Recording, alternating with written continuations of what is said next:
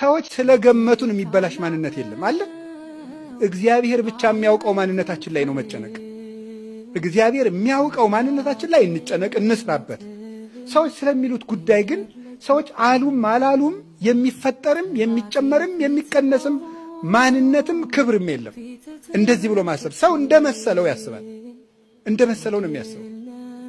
ወሬ ሰምቶ ያስባል፣ እንደለመደው ያስባል፣ እንደ ቀድሞ ዕውቀቱ ያስባል፣ በመንፈሳዊ መጠኑ ልክ ያስባል፣ በእድሜው ልክ ያስባል። ሰው እንዳቅሙ ነው የሚያስበው። እንዳቅሙ ያስባል። አሃ ገል የሚያስበው በዚህ መጠን ነው ማለት ነው። በቃ እንደዚህ ብሎ ማሰብ ነው። ከቃሉ ጋር ናችሁ። እግዚአብሔር ከሁላችን ጋር ይሁን። ትዕግስት ባለ ምን ማለት ነው?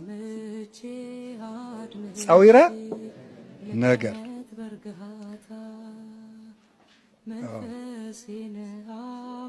ሁለተኛስ ትዕግስት ምንድን ነው? አለመቸኮል፣ ቶሎ ውሳኔ አለመወሰን ነው። ቶሎ ብሎ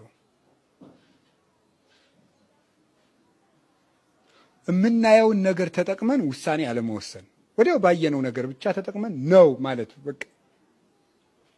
ሰይጣን ደግሞ ካሁን ቀደም ይህን ተናግሬ ያውቃለሁ። እኛ ቀድመን ለገመትናቸው ነገሮች ማስረጃ የማቅረብ አባዜ አለበት። ማን? ሰይጣን። ቀድመን የገመትነውን ነገር ያረጋግጥብናል፣ አውቆ ማስረጃ ያቀርብልናል። ከዚያ በኋላ የተሳሳተ ውሳኔ እንድንወስን ያደርጋል። አለመቸኮል፣ ደጋግሞ ማየት። ችኩልነት አገር ያጠፋል። አላችሁ? መቆየት ማለት ነው መታገስ ማለት።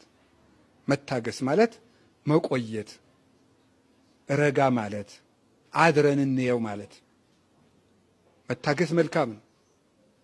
ለምሳሌ ሁላችሁ መታገስ ብዙ አይነት ነው። ለምሳሌ አንድ ችግር ተሸክመ ነው ኑረን መፍትሄ በምናገኝበት ቀን የማይረባ ውሳኔ ልንወስን እንችላለን። እስከ መጨረሻው መጽናት ነው። ትዕግስትን ያዘወተረ ሰው ይድናል ይላል ማቴዎስ 24 ቁጥር 14 ላይ።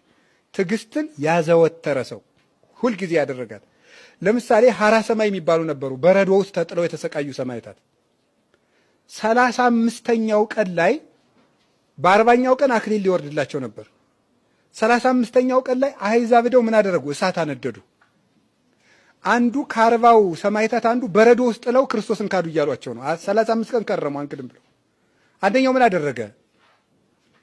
እሳት ሲያነዱ ባካችሁ እሳት አሙቁኝ አላቸው። ምን አሉት? ካድና ሙቅ አሉት። ክጃለሁ አለና ወጣ።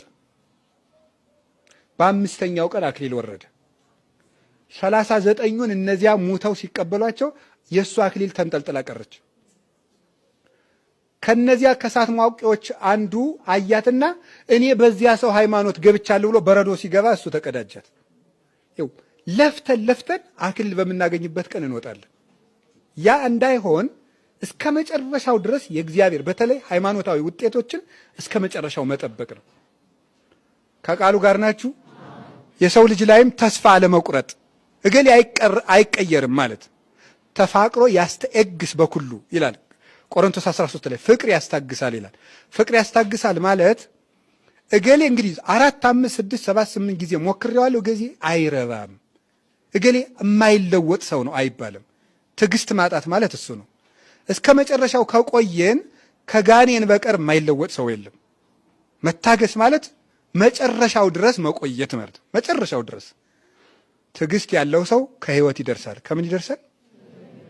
ንገሩኝ።